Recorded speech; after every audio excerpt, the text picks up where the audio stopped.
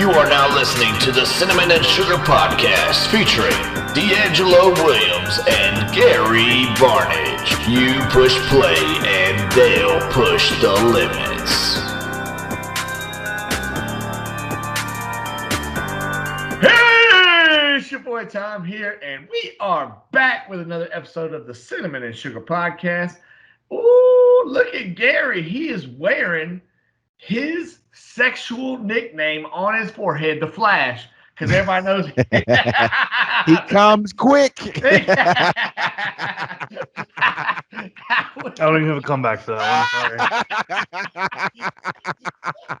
Sorry. That is a great way to start this podcast. We did not rehearse that, guys. We did not rehearse that at all. Because if we did, it wouldn't have happened. No, it wouldn't happen at all. It wouldn't happen that perfectly. But go ahead, Tom. You got it. So tell me how your weekend was. And I believe, D'Angelo, you wanted to start off, didn't you? Yeah, I wanted to start, man, because Gary always go first all the time. And I'm like, we got to break up this. That just goes back to what we were talking about to open. He come quick. It keeps on giving, Gary. It keeps on giving, brother. It does. Just accept it and move on. But yeah, this weekend, man, I rode a bike 53 miles because we're doing it. I got an event August 7th, the Diathlon, where you could do it's a 3.4 mile run. And it's either a 20-mile bike ride, a 34-mile bike ride, or a 53-mile bike ride. And it's August 7th. We still accepting volunteers. If you guys want to join, What are you going to do? It's hosted by Gary Barnage. What are you going to do? I'm doing the 3.4 mile run and the 53 mile bike ride. Okay, so you're doing the full thing. I just wanted to make sure. Yeah, man, I do the full thing, man. What are you doing? Me? I'm hosting, like you said. Yeah, so come out, and at the same time as the event, the money goes right back into the community. We're doing 106 mammograms on site. There'll be two mobile mammogram units that'll come out, and they'll administer those mammograms. So that's actually what I'm getting ready for. So we dry rolled it as a team, just working on strategy and stuff like that, because there's a team aspect in it, that our team trying to win to keep our title hopes alive and just go back to back. Something that LeBron James has never done, but that's not what we're talking about. Yeah, that's what we did. Rode a bike, and then for Memorial Day or Independence Day, I'm sorry. Happy Independence Day to all you guys that are listening to. I know we on the heels, and this is the 5th, but hey, we ate ribs and stuff. She barbecued, the kids swam, so we didn't do anything special there. And how was the dry run? It's not dry rub. It's actually her barbecue. How was the dry run of the bike? Oh, the dry run. It wasn't bad at all, man. It wasn't bad at all. We got a guy on our team that he trained with the Tour de France, and I'd love to talk about the tour and the crashes and the things like that. I know y'all saw all the broken bikes. You have a lot of experience with the crashes, so yeah, we. You know what? And you got a lot of experience coming quick, but we ain't talking about that. You can't. It's a reused joke. You got to come up with it. But yeah, so we got a guy that rode in the Tour de France, and he's really good. And he was just trying to tell me, working on my pedal stroke and giving me pointers and stuff like that. But he's riding on our team. So what you're saying is you went out and recruited one of the best people you could find, so you can guarantee your team a win, right? I didn't recruit him. That's what it sounds like.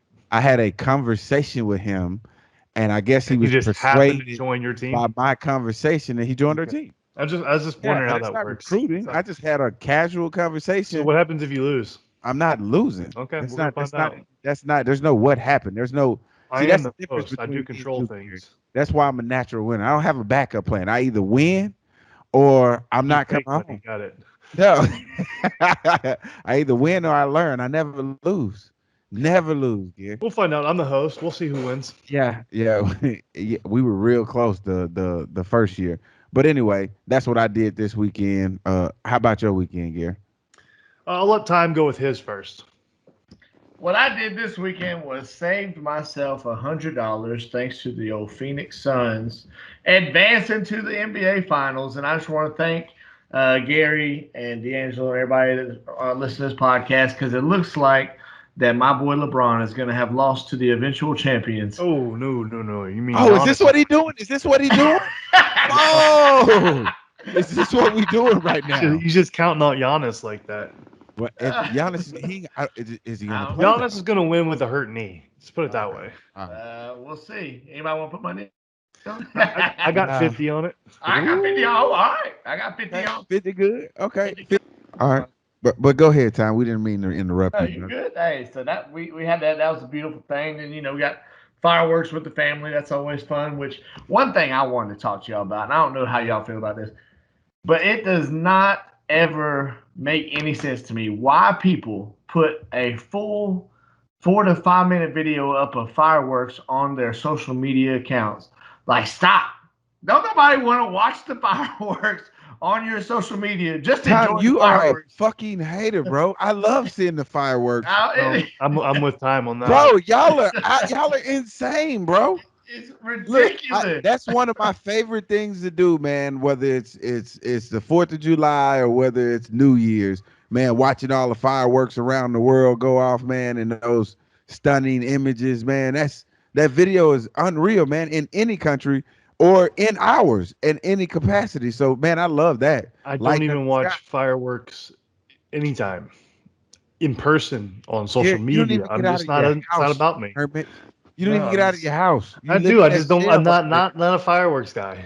I think they're way overpriced for what you get. I'm just not. It's not does nothing for me. Gary, dude, just sit this one out, bro. Sit this one out. You are Time's in the same boat. when it comes to this. Time's only going because he's got a little kid. He has to.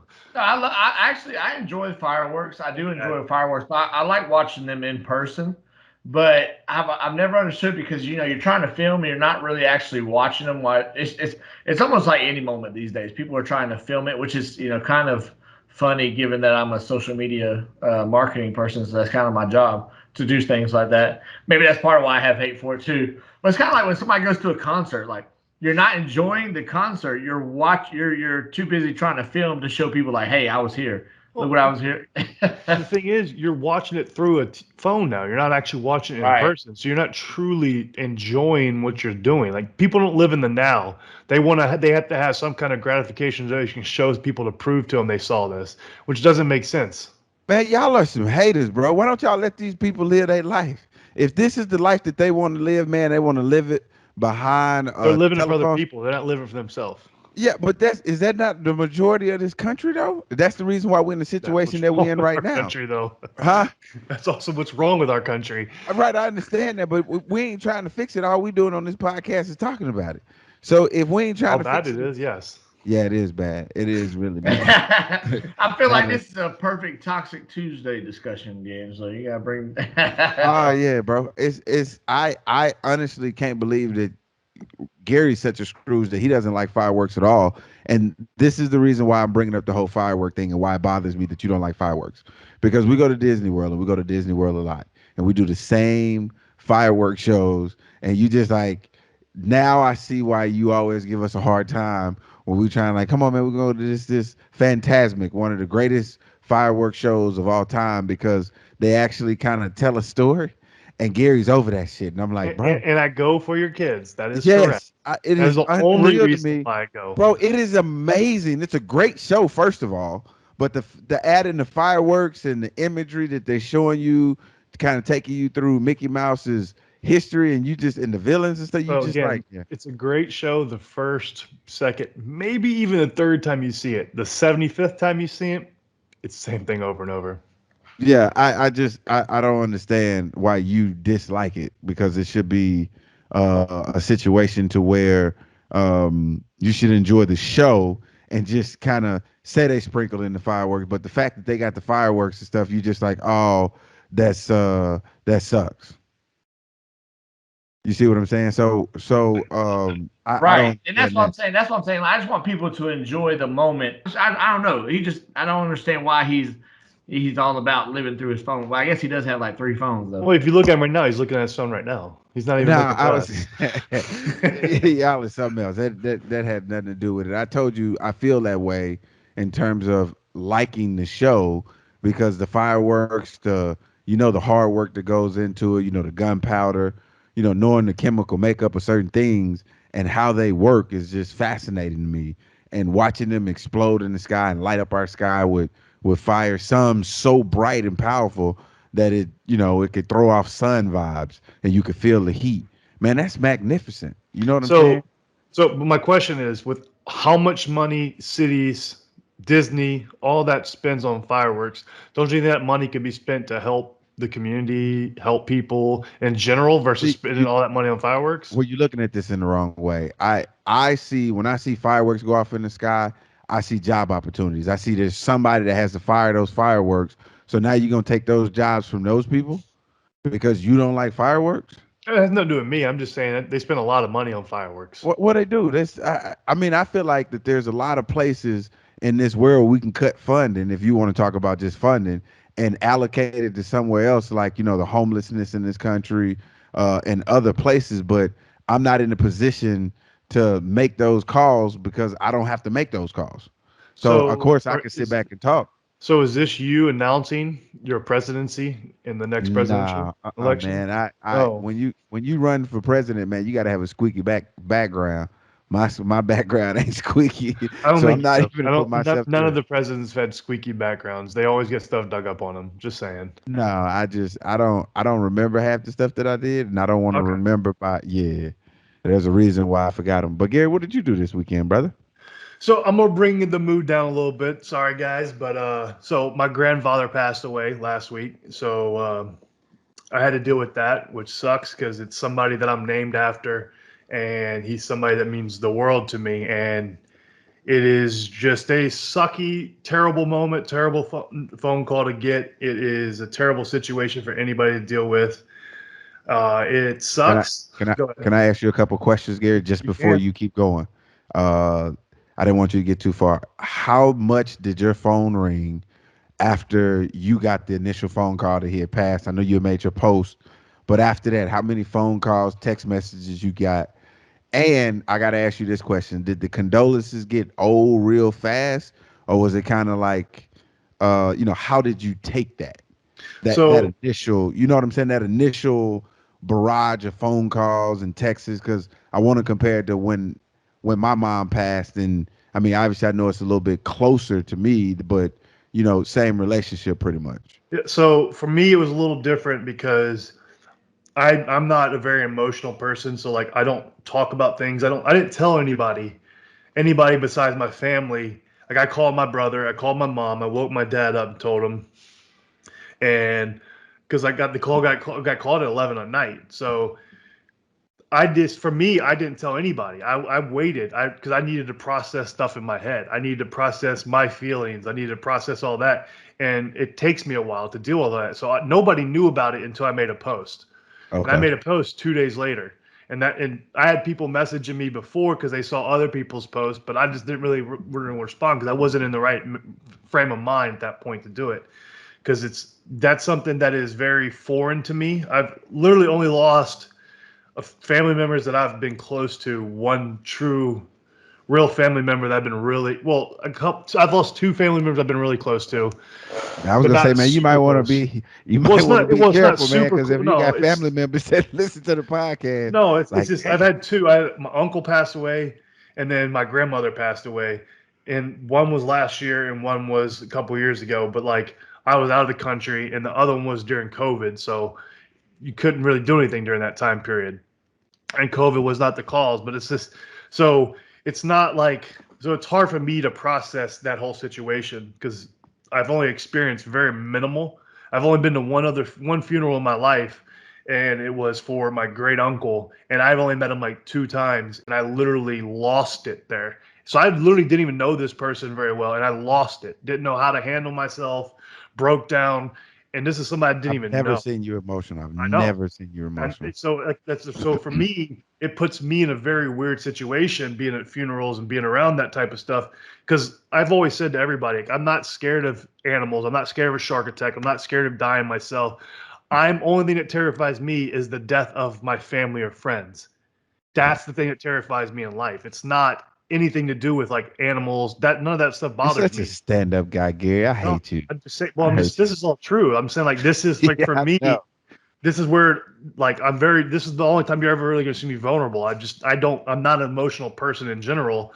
So it's the whole thing. So once I broke it down and I put out a post, I got a couple text messages, but most of it was all on Facebook. I got a lot of responses on like people message stuff, but honestly, I haven't even read any of them because I don't post things. It's the same thing I did when my dog passed away. I don't post things for your condolences. I post it because for my dog, it was so people can realize, hey, life is short. You never know. Because my dog died unexpectedly. Didn't know it was going to happen. So he died unexpectedly. It's more of like, hey, you need to cherish what you have because you never know how long you got. And for my grandfather, it was more for me just talking to him because I didn't get a chance to talk to him in the end. So that's the thing for me. It was more of my way of talking to him and saying appreciating everything he did for me growing up.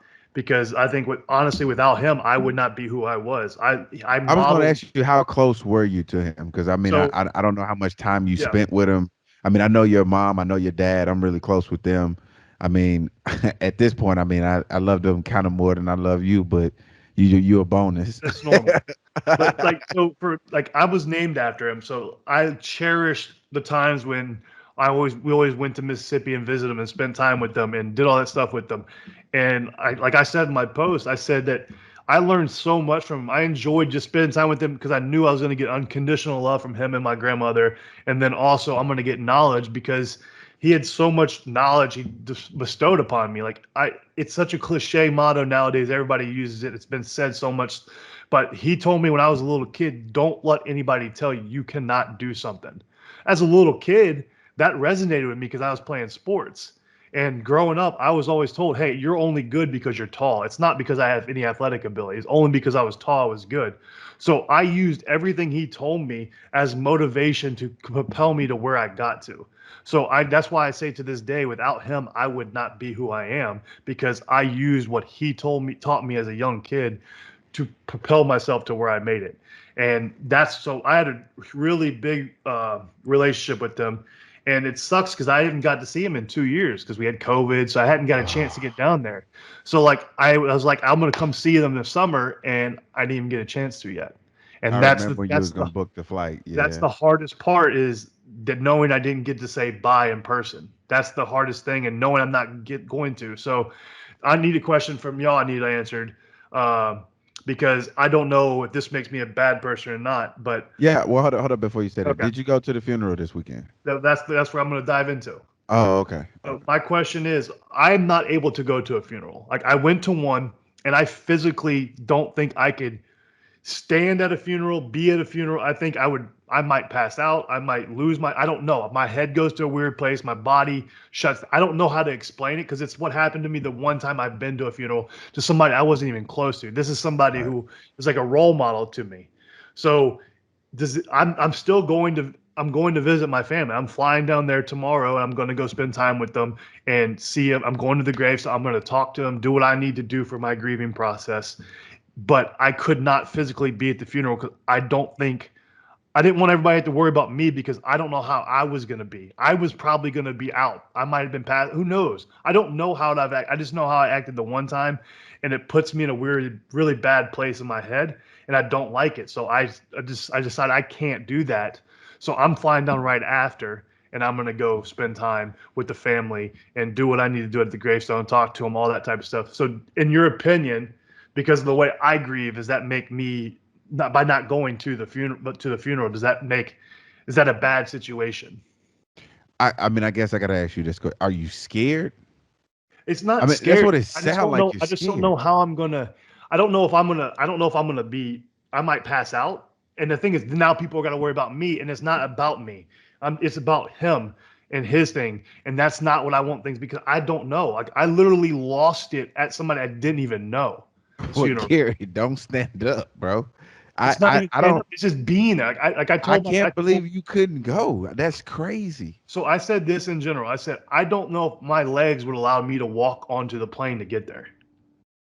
That's how bad how it makes me feel. Like I don't know if I can physically do that. And that's the thing is I don't know. Like cuz if I just thinking about it, literally when I was writing what I wrote, just thinking I was breaking down. Like not just crying. I was falling apart. Because like I said, a piece of me died because I truly believe he's that close to me, and I just don't know if I would have been able to handle that situation. Like I just don't. I know everybody says, "Oh, it's a tough for everybody." I understand that, but what's going on in my head and my body, I don't know if my body or I could have actually handled it personally. Okay, so I got a few questions. So Yep. was it something where you knew he was dying, or No. was it something that was just kind of just So spontaneous out of he's the? been going to dialysis, but he's been fine. I've talked to him probably 2-3 weeks ago. Sounded fine, whatever. It's just he had something pop up where he was struggling breathing, and he passed away. It was nothing that was we didn't expect him to. He wasn't say, "Oh, you had a timeline or nothing." He was doing fine. Like he was supposed to go to dialysis the next day.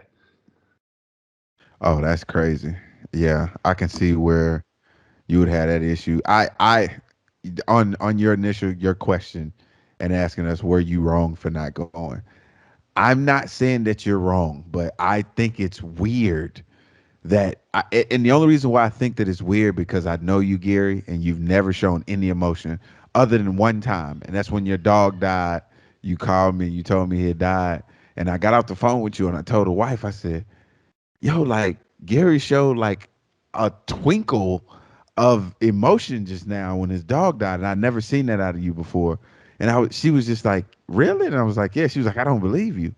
And I go, "Yeah, he really did."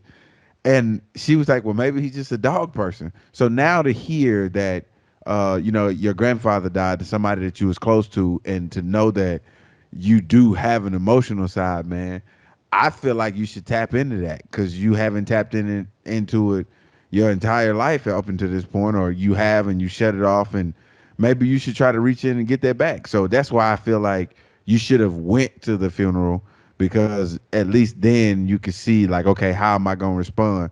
Because I'm telling you right now, Gary, that ain't gonna be the last person to die. No, I know that, and I understand it. I think, but like, I just don't like. That's why I needed like my grieving process. Like, I wanted to go to his tombstone. I'm gonna talk to him by myself, do what I need to do, and just grieve because I didn't want something to happen where everybody has to worry about me while we're at a funeral for my grandfather because that's who it's about. And I don't know how I'm going to be because I Right. know how I was at the only one I've been to was somebody I didn't know really. I So understand all it's that. just a tough situation. And it sucks. I know it sucks for everybody. The family struggles with it too. But for Yeah. me, it's just I don't know. I didn't want to put a burden on anybody else too, worrying Well, I'm about me. telling you right now, Gary, you going to my shit. I don't give a damn what you gonna get your ass on that plane and you coming to my funeral. If I go before you, if you don't, I'm coming back and I'm gonna hunt your ass. And I don't want to hear you talk to me. Don't talk to me. Don't talk to me then when you could have came and said what you had to say while I was laying in that casket open, because that was gonna be the last time your last opportunity, Gary, of seeing your grandfather, whether it's alive or dead. You passed that opportunity up because I mean, you don't think you could have handled it. That's the only thing that is like it just throws me off. But again, that's just how you grieve. I understand that, but it's just I know when I lost my mom, I think the most powerful thing that I saw when I knew, like, yo, it's over, is when they lowered her in the ground. I was like, oh, it hit me, and just all this wave of emotion just kind of came through. Well, if you got the same, and I'm sure we all have, when we read a book or when we start a book, we always want to get to the end because we always want to know what happened in the end. Nobody wants to miss the ending because the ending makes the entire movie. And what you essentially did, Gary, is you missed the ending of this movie and you No, weren't able to. because I'm going to visit the gravestone, so I'm still going to get the closure aspect. Because you said when they lowered her into the graves when it hit, like I think it's going to hit me when I show up at his gravestone. Like that's when I'm gonna lose it all again right there. I'm probably going to lose it at my grandmother's house too. That's just I think those are the two times I'm probably going to lose it. But she's going to be able to be there. I'm going to be there with her as well. And then I'm going to go to the thing, and then that's where I'm going to be able to grieve myself. It's just I know it's a completely different, and this is uncharted territory for me because, like you said, you've never seen emotion from me. So like this Yeah. is something that is different for me too. And same thing, when my mom's mom, my grandmother died on my mom's side, she understood I wasn't going to be able to make it because she knew how I handle this stuff. I don't do it well. Like this is something that struggles for me, and I don't know how, I don't know why, but I would probably attribute it's the only thing that scares me is losing family and friends in the world. I'm not scared of anything else, but those things terrify me so much. It puts me in that place. Well, I'm gonna be a dick and make you a pallbearer. So Terrible. you have to Well, go. you wouldn't be making anything because you wouldn't be there to do it. That's what I'm gonna do, Gary. I'm gonna be a dick and hey, you gonna be basically carrying the casket by yourself because you taller than all my friends. I would like to hear Time's thoughts. Yeah. Well, what I would say about that is, there's no one right way, I'd say, to grieve. Everybody has their own process. Everybody has their own response and coping mechanisms that come out. And I was kind of in the same boat as you, Gary. It's like I've been to a couple funerals, but like nobody that I was really super close to had passed away, like in my family, until my dad passed away from cancer. And I remember thinking like, and this was a situation where he had just come into my life, a few years prior. And so I was really starting to bond with him, and I moved down to Texas to spend more time with him. And, in that moment, I wasn't exactly sure how I was going to get through it either.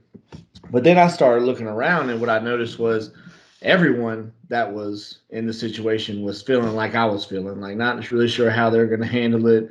And so, just to me, it felt like in that moment I needed to be strong for everyone, and try my best to show them that we are all experiencing this loss together, and that we're here for each other type thing. So I totally understand, like you're saying, you don't want to take the focus off of your grandfather, but I do think it's at least good that you are going down there or going up there to spend time with the family, and like you said, just kind of going through it in your own way. As the funeral for Dad, he didn't even want to call it a funeral. He's like, whenever you guys do have my ceremony, don't call it a funeral. I want you to call it a celebration of life.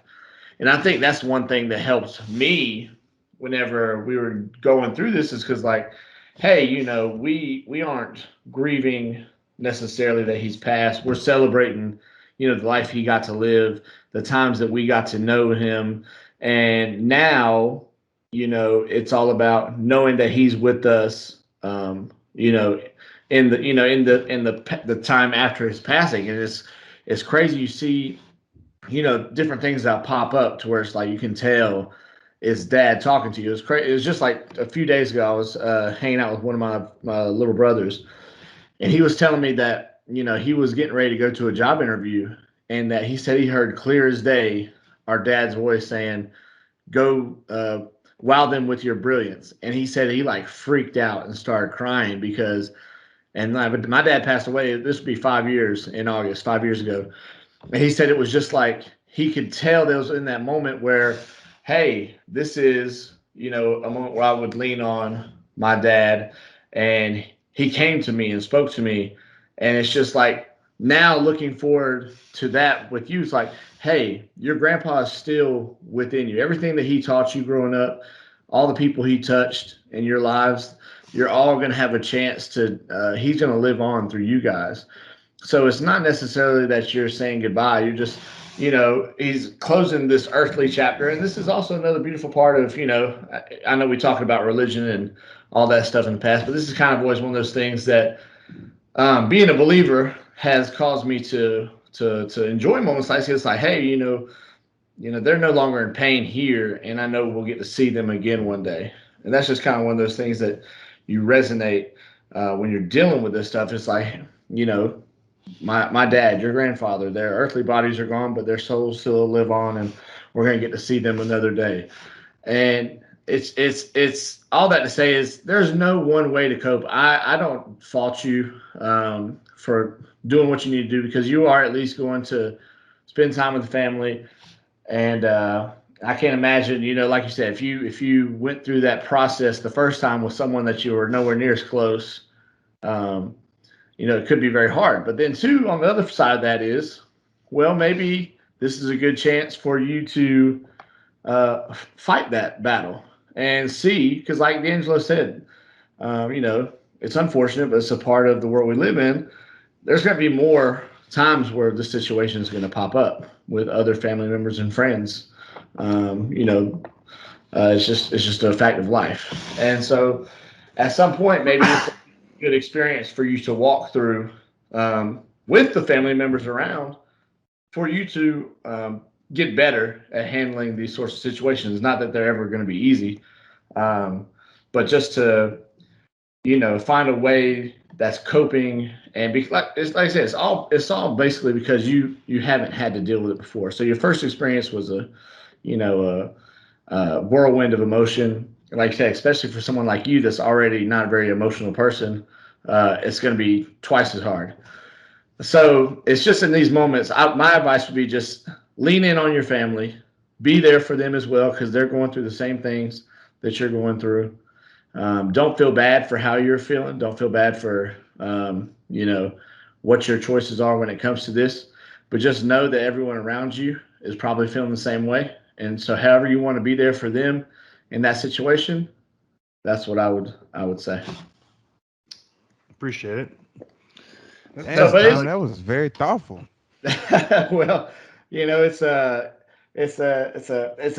difficult thing for sure. And yeah, I know we going through it close and at home, man. Like, obviously with your father and with my mother, we kind of understand that. And that's, I didn't mean it in a harsh way when I said, this ain't gonna be the only funeral that you go to, because there's gonna be accidents that happen, and old people are gonna get old, and people are gonna go. Like, when you go, Gary, and if you go before I do, I'm gonna absolutely lose it. I'm going, I'm lying on you, and I'm doing all the things I said that I'm gonna do, but I'm gonna be crushed. I'm gonna be absolutely hurt, and I'm gonna make it a point, because I'm petty, to be the last one to touch your casket before everybody else. I'm gonna be the last one to touch it as it go down, so that'll be my claim to fame. Like, yeah, I was the last one to touch it. You know why? It's because D'Angelo handles his emotions and sadness by combating it with humor. Yes, that is. Yeah, I'm gonna tell hella jokes at your funeral, right, Gary, and they're gonna all be lies, and it's gonna ruin your whole career. I'm just letting you know. Listen to the Cinnamon Sugar podcast is arguing me onto your game now, so you need to stop talking about it. Maybe I don't, because he's gonna live a long, fruitful life, and they're gonna forget this podcast episode. Well, I will say there is one thing that's good gonna come from it. I am actually gonna have him memorialized on my body. I am going to be getting my first tattoo, and I know D'Angelo's excited about that. So I thought you were talking about me. I was like, damn, Gary, that is thoughtful. Thank you. I will be getting a tattoo at some point with my grandfather's name on it at some point. So D'Angelo's going to be super excited, because he has been wanting me to get a tattoo forever. Yes. Gary is one of those guys. He doesn't drink. He doesn't smoke. He doesn't have tattoos. He doesn't drink anything other than soda. Everything that's bad for you to drink in terms of carbonate, he drinks it. He doesn't even drink water. You know what I'm saying? So to see him, yeah. So you get what. But that should tell you how much he means to me, because I'm going to do something that I would never do. But I've always said, since I was younger, I said, if my mom, my dad, or my grandfather ever pass away, I will be getting a tattoo, because all three of their names are going to be on it, because they're the three most influential people in my life. So I ain't influenced you at all? I can't. I mean, I know I probably not to that level. That's what I'm saying, man. I get your name tattooed on me, Gary. Well, here's my question, Gary. So you're named after him? Is his name Gary? Yes. So wow, people are going to think you're walking around with your own name tattooed and no, think that it's not the same last name. Oh, okay. I was say it's Gary. It's Gary Nelson Armstrong. So, okay. Or Nelson Armstrong, either way. If you just get a Gary and like a heart tattooed, people are like, damn, he's really self-centered over here. Yeah. I already have the design. I have everything. I already know exactly what it's going to be. So love it. I do got to ask you this, Gary. If you could tell our listeners, myself and Tom, what's the greatest piece of advice your grandfather ever gave you, and that you put it to use and it got you? I know it's been so much, but just one where you can help us, because I know back in those days, man, old school, they had a great way of delivering messages, no matter how corny it was. So, like I said, it's part of the cliche part that everybody says now. It's part of the don't let anybody tell you can't do anything.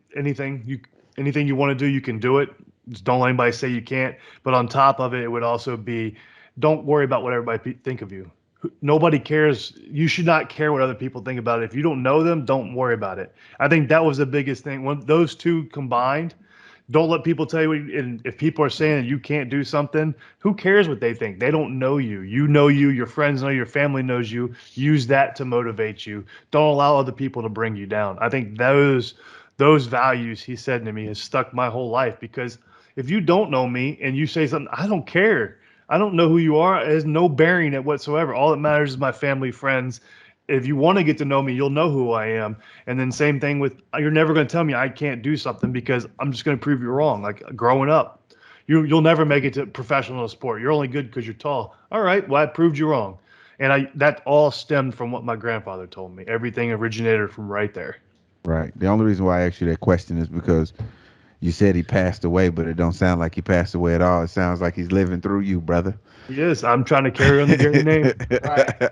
Well, Gary, if you will, one thing I want to ask you to do, if you don't mind, is tell us your favorite memory from like childhood, besides the advice he gave you. Like, what was one of your favorite memories that you had with him growing up? Honestly, I would say it's probably, so he was a truck driver after he got out of the military. He started doing truck driving. So every time he would drive around where we were in Florida, whether it be Lake City, Ocala, whether it be Jacksonville, St. Augustine, if he was nearby, he was calling us and say, hey, come meet me. Let's grab something to eat, all the time. So we'd see him all the time when he was on the road. Even though he's working, he'd still make time to spend time with me and my brother and my mom, my dad, and just spend time with us and come eat with him while he's working. And I think that stuck with me because it just shows he wanted to be around his family so much. Love it. So you think that because I know you're a big family man, is that something that you got from him, or was that something you passed down to your parents and got through to you, or is that just? I would say obviously it originated with him and my grandmother. They have unconditional love for their whole family. They would do anything for them, and I think they just pass it on to all their kids. And then it just kept going through our whole family. Our whole family is just we try to be as close as possible, because that's all you have, family wise. That's all you have. So you got to stay close, and I think that's originated from that area, from my grandmother and grandfather. I got you. Well, and I have one other question. This is kind of a question that we can open up to you too, D'Angelo. I think you kind of hinted at it when you first started talking. But when it comes to like the grieving process, and when you find out that somebody in somebody's life has passed away, when is the right time to reach out to them, to like call them? Because you know they're going to be getting overwhelmed with texts and messages, and like, when is the right time to reach out to where it's not going to overwhelm them? Or do you feel like you should, like, how do y'all feel? Like, what do you guys feel about that situation? Let me start it, D. Okay. So just because I just went through it, like, I think everybody's different. Like for me, I don't really want to be bothered. I didn't tell anybody. I didn't tell anybody for 2 days because I didn't want anybody to bother me during that time. I wanted to just focus on what I was feeling at that time. And then when I felt it was right for me to start to receive stuff, then I'll put it out there so people know. So I think everybody's different, because some people need it right away. Some people need time to think about it and process. So like for me, I wanted to, until I let you know something, then I don't really want to be bothered if you find out ahead of time, because I'm still trying to process everything myself, and I'm not ready to face everything at that moment. So that's why it took me 2 days for that. When my dog died, it took me a day, just because I wanted to process everything, because I wasn't there for that either. So like, it's just things I needed. My time process is different than everybody else's. D'Angelo, I don't know for you, how long did it take you for everything for you? Well, so for me, because I had never gone through it, there's never a good time, Gary. I'm gonna be honest with you. There's never a good time, because the condolences, and I understand that people don't know what to say and how to say certain things when you experience the worst tragedy you'll ever experience in life is death. And once they experience this extreme tragedy, you try to figure out, okay, how can I help? But the only way that you feel like you can help is saying, hey, my condolences. If you ever need anything, don't hesitate to reach out and ask. I feel like if that's not what you mean, you shouldn't say those things, because quite naturally people are going to need things, because maybe there was the provider in the family. Maybe there was the half of what they needed, and now it's gone, and maybe they need to move or downgrade or whatever the case may be. They may actually need you, and then because you extended that olive branch that wasn't necessarily an olive branch, it was just me. It's just I don't think you'll ever be ready for it. And the reason why you won't, in addition to that, is because that's the extreme. That's the worst pain you can feel, bro. Is losing a loved one. So honestly, I think what might have helped me once I found out and all that kind of stuff, and I don't know if it would have helped you, D. I think it's not even words. I think if somebody's close to you and they could just give you a hug, I think that would tremendously help. Like, I don't know if it would have helped you, D. For me, I was only here. My dad was sleeping. I had to wake him up to let him know, and then I was just here. So I think you don't even have to say anything. I think just an embrace means more to me than the words, because your embrace means you're truly there for me. You're here in person. You're doing something to try and calm me down versus the word. Obviously, it's not easy to do because everybody's away and all that kind of stuff. But to me, I think in that moment, if you're able to get an embrace, I think that truly would help more than just words. Absolutely, because that means that you took out the time in your day to come over and give me that hug versus you making that phone call or shooting that text. And I'll tell you how I handled it with Gary. That when it initially happened, Gary sent out, I told him, I said, hey, man, I'm going to hit you tomorrow, make sure that you're good. And we went on from there because I know he was going to be bombarded with text messages and phone calls and DMs and things of that nature with everybody wishing and their condolences. And I wish when my mother died that I had somebody, that I had these type of conversations, because when she passed away, man, and she was laying there and, the coroner and everybody came over, I had no idea what to do, bro. I had no idea what direction to go in, and everybody was looking at me. And I'm like, look, I don't have any experience with this, so I had to learn on the fly. You got to call the cops for the coroner to come through after that. Then they come get her, and then it's planning. Like, I handled all that from start to finish with no experience at all. Like, I had to talk to the coach, like, hey, coach, man, what do I do? And he was like, man, this is what you do right here. And then, canceling insurance cards and stuff like that once a loved one is gone. That's stuff that you don't think about that you have to handle, that people should ask. Like, hey, man, are you okay?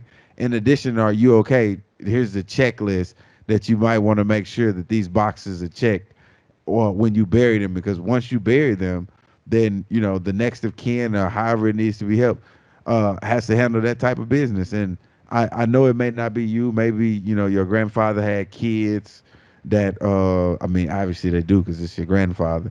They gonna step in and they'll step in and handle that. I mean, who handled the service and stuff? My grandmother, my aunt, and then my cousin. Oh, okay. Yeah. Did he go at home or was he at the hospital? He was on his way to the hospital. Oh, okay. Yeah. Tom, I'm gonna let you take over because Gary, I don't want Gary to get emotional on us.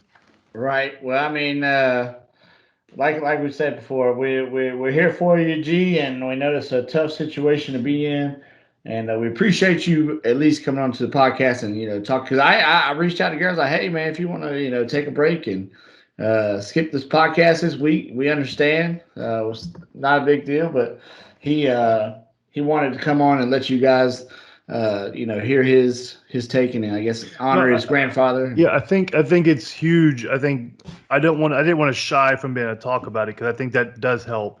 Right. And then I just, my biggest thing is I just want to leave is, hey, you need to cherish every moment. You never know when the last one is. So never not tell your family, your friends, you love them, all that kind of stuff. Always try to see them when you can. Don't put something off for tomorrow that you can do today just because you don't want to, because you just never know if you're going to get that tomorrow. That's the unfortunate aspect, but I think that's the biggest thing that I want people to take away from it. All right. Well, I like that. And I don't think there's any right way to transition to our next topic. So we'll just go ahead and say that I know D'Angelo should be an expert on this next topic. We're going to talk about Sha'Carri Richardson and see how you guys feel about the fact that well, I'm saying because you're a runner, D'Angelo. She's a runner. You're a runner. So hold on. When did D'Angelo become a runner? No, I thought he was saying it because we were both black. I was like, damn. Oh, I didn't know he was on the race. Well, That's what I thought he was doing. That's what I was like. Why would Tom go that route? Well, I was trying to take the high road, if you know what I mean. So, Fucking hate you. I hate you, bro. so, how do you guys feel about Sha'Carri Richardson? And now it's looking like she is not going to be able to run in the Olympics because she got high, because she got high, because she got high. Why, Yeah. man? I'm gonna let you go, Gear. I'm gonna let you go. So we actually had a conversation about this earlier with Yes. D'Angelo. We had a phone call with some of our other buddies, and D'Angelo. Wow. Time just gets let. I say, okay. Well, never mind, time's I'ma never stop. got time for us, so we can't include I him. see what you did there, Gary. Yeah, you know, I see what you did there. he ain't the only one with bad puns. Um, Wait a minute. but no, so the thing is, like, D'Angelo brought up a good point, which I was in process of typing the same exact thing, but he brought up, so it's weird because we were on the same wavelength. It's weird that I'm on the same wavelength as D'Angelo, but I didn't see where I know everybody's upset about it, which it sucks. I agree. The rule is old. It needs to be changed. It's been proven medical marijuana is helpful, all that kind of stuff. But again, it is a rule. It's still in place. And D'Angelo's point that he brought up was, where was all this uproar when Josh Gordon was suspended? That's the thing, is like Josh Gordon got suspended and nobody really cared. They said, oh, he shouldn't be smoking. That was like the whole consensus, is like he should stop smoking. He should know when to stop smoking. Well, shouldn't that be the same response to this? So I actually reached out to one of my other buddies, and he actually brought up a good point, which I'd be interested to hear your point, Time, before D'Angelo speaks, because D'Angelo played football. He'll be different. He told me he feels like there was more hate towards Josh Gordon than the Olympian, because he feels like people are more jealous of football players than Olympic athletes, because football players are paid to play a sport, and Olympics are helping or doing it for our country. There's a big difference between the two, and that's why Josh Gordon wasn't getting the love back then, but she's getting all this love. So I would like to hear your opinion. Do you think football players get unjust hate for that, and is it justified because of that, or what is the reasoning why there was no love for him, but everybody's trying to get behind her on this one? I honestly don't think it has anything to do with being a football player. I think it's timing. I think if you reverse the timing of when this happened, like Josh Gordon gets suspended versus her, I think the response would be the same. I think people are starting to become more aware. We starting to become more normalized mainstream because it's becoming Josh legal. Gordon was suspended in like 2018 and 17, so it wasn't like it was 10 years ago. I know, but a lot of stuff can happen in 3 to 4 years. I like just the thing about all the shifts that people have made, like how crazy our world got, just from between when Trump took office to when he left. How extreme some of the stuff got. So I think there's a shift in the mentality when it comes to weed. I think it's going to eventually be legal everywhere. So I think more and more people, because you grow up with the DARE programs and all these programs telling you that drugs are terrible, weed's terrible. You see people getting locked up for drugs and weed when you're kids, and you just have this mentality like, oh no, bad drugs, weed bad. So as you're getting older and you learn more about the the medical sides of weed, and just how weed doesn't necessarily have the effects that you thought you had, that you might have thought you had, based on how terrible you have been told how it is your whole life. I think more and more people are just starting to speak out on it because it's not as taboo. But I will say, marijuana has been legal since 2012 in Colorado. It's been legal since early 2000s for medical purposes. Right. So like there was we already knew back then. So like that's my biggest is like in 2016, 15, whatever, when he got suspended, it was already legal in states.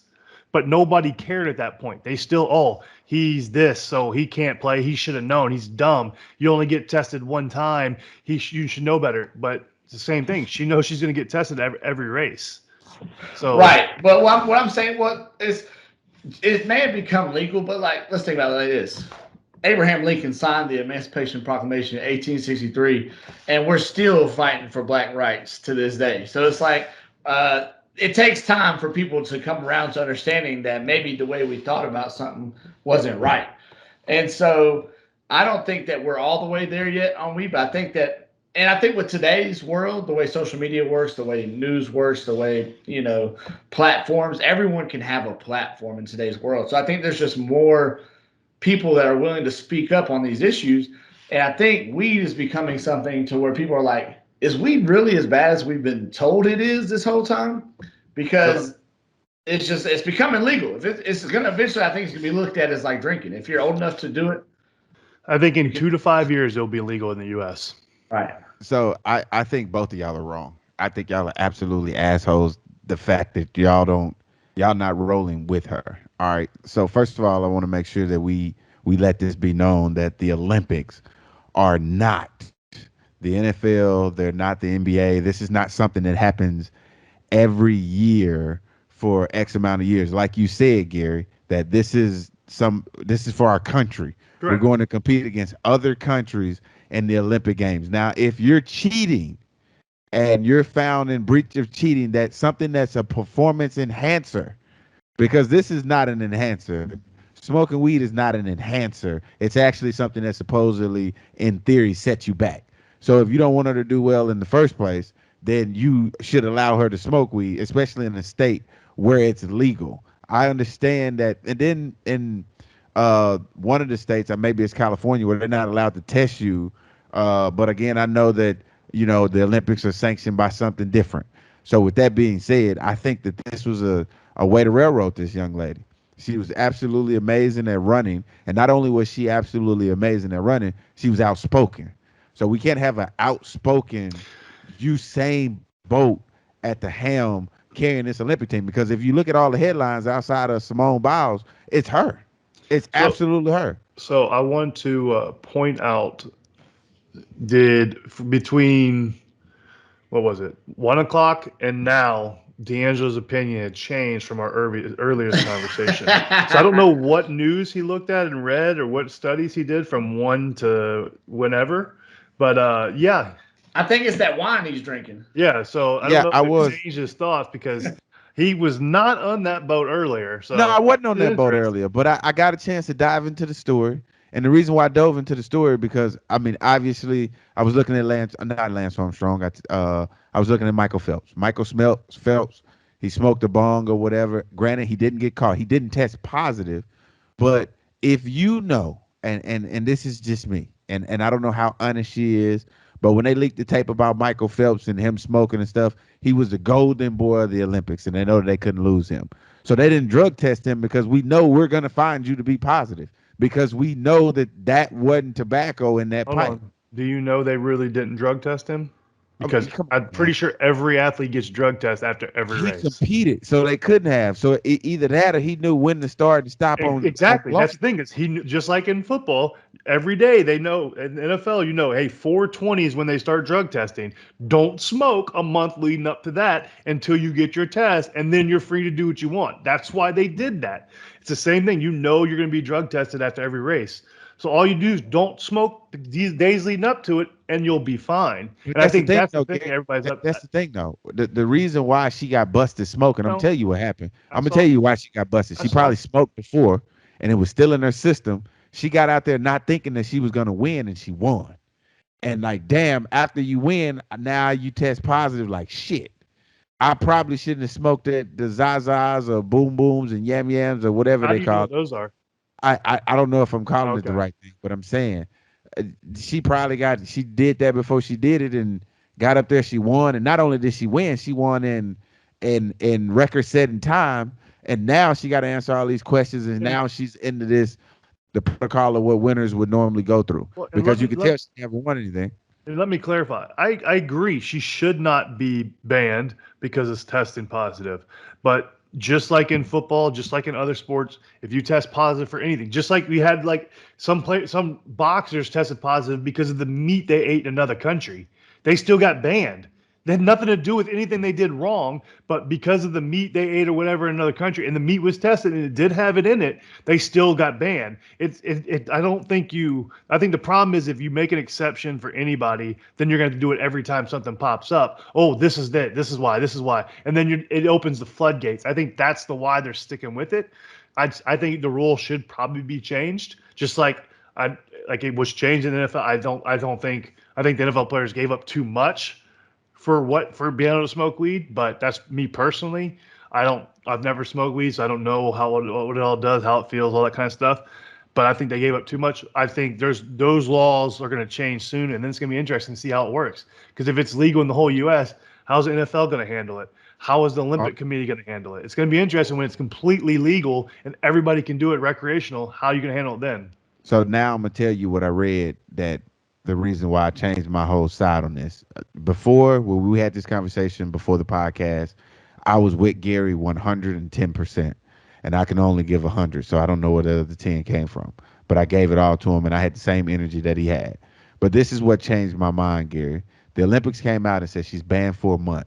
She's not allowed to run any individual races, but she's allowed to run the relays. So what kind of bullshit is that? Here's my thinking. You see what I'm saying? Here's why. That's just like saying I can't play on offense, but you can play on all the special teams. You can play on all the special teams. It doesn't make sense with that. I think the reason, here's my guess. I don't know if it's right. It doesn't make it right. I don't think it's right either. But I think because she tested positive after running a singles race, that's why, versus the other races. But I don't agree. I agree with you that I don't think she should be banned. But I'm just saying here's why she was. I'm not saying I agree with it because I don't agree she should be. But I do, in the terms of what we did with other football players, they were always banned. Other athletes and other sports, they got banned. It's only fair that you do it if somebody else does it too. That's the thing, is like, it is a rule. Until it gets changed, everybody has to abide by the rule, and we can't just change it for one person. Now, if you want to change it overall, then yes, that's fine. But you don't change it because of one thing happened. That's the thing. It's an unfortunate situation. It should never happen because this rule should have been changed long ago. But it's the rules of the game right now. Right. And that's kind of where I'm at. Is like, it's a stupid rule. I don't think it should be a rule. I think they should actually take this as a chance to reevaluate this rule. And like, D'Angelo brought up with Michael Phelps, like he was the golden boy and everybody found out about, what he was doing. So it's like, obviously you have athletes that lean on this for a reason. But we're going to end that conversation there because we are running out of time. I want to tease something that we're going to talk about next week because we do not have enough. It's going to take a lot of time, I feel like, because you two specifically would have been affected by this. But college athletes being able to get paid. I wanted to get to that. Next week. We will get to it next week. I want to leave y'all with a one-word. I want a one-word answer from you. Hold on, bro. Hold on, though. I want to dive into next week. I want to talk about Bill Cosby, bro. I also want to bring up, how the hell does a judge deny Britney Spears again? All right. Bro, that's crazy, right? Did you see the meme? Did y'all see the meme where it's with everybody asked for Britney to be free, and the universe says, "We'll give you Bill Cosby." That's the best. Yeah. It's the guys from Pawn Stars. They're like, best I can do is Bill Cosby. Yeah, I saw that. But real quick, before we get off, I want to hear yes or no. Should Reggie Bush get his Heisman back? Yes. That's easy. All right. Well, we will. Yes. I agree with you. Absolutely. But now here we go though. So this is what we got to dive in. We got to talk about this next week. Don't do it. They'll be back. They'll be back to listen. We appreciate you guys tuning in for another episode of the Cinnamon and Sugar Podcast. We will be back next Monday with another fresh episode. Hope you guys enjoyed your 4th of July weekend. And again, thank you, Gary, for coming on this week. Many prayers to your family. We out! You are now listening to the Cinnamon and Sugar Podcast featuring D'Angelo Williams and Gary Barnage. You are now listening to the Cinnamon and Sugar Podcast featuring D'Angelo Williams and Gary Barnage. You are now listening to